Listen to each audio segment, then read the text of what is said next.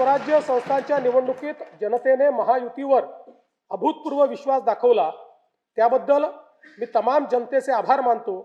स्थानिक स्वराज्य संस्थांच्या प्रगतीसाठी महायुती सरकार कटिबद्ध राहील याची मी ग्वाही देतो।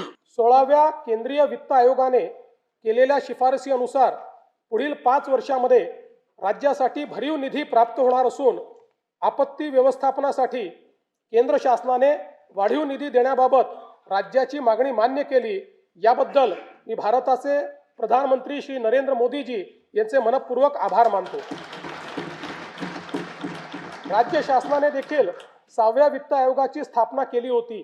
या वित्त आयोगाने विहित वेळेमध्ये आपला अहवाल सादर केला, याकरिता आयोगाचे अध्यक्ष व सदस्य यांचे मी अभिनंदन करतो व त्यांना धन्यवाद देतो। हा अहवाल कृती अहवालासह माननीय राज्यपालांच्या मान्यतेनंतर पुढील अधिवेशनात सभागृहाच्या पटलावर ठेवण्याची कारवाई करण्यात येईल।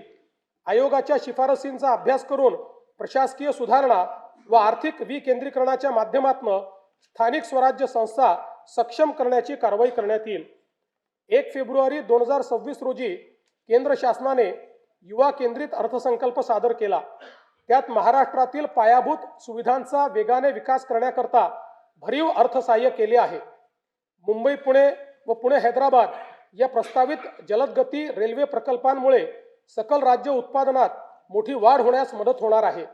राज्यातील जनतेच्या वतीने मी भारताचे लोकप्रिय पंतप्रधान माननीय नरेंद्र मोदीजी यांचे मनपूर्वक आभार मानतो।